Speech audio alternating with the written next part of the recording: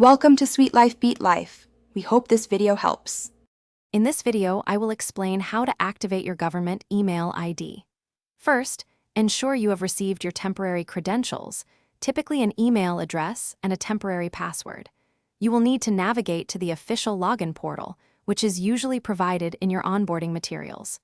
Enter your assigned email and the temporary password to begin the activation process. This initial step is crucial for accessing your secure communication.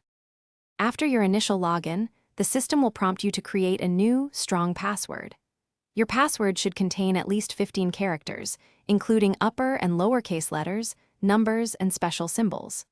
Next, you will set up multi-factor authentication, such as a mobile app or a physical token.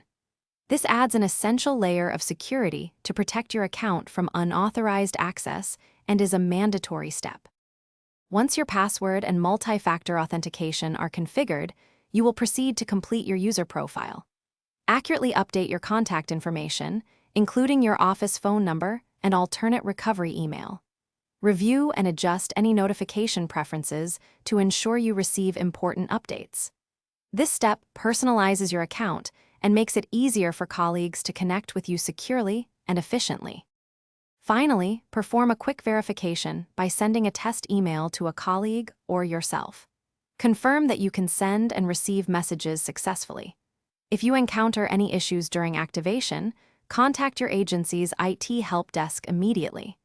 They are equipped to provide direct support and troubleshoot any technical difficulties, ensuring your seamless access to critical government communications. Your email is now ready for use. Thanks for watching. Consider subscribing if we helped you.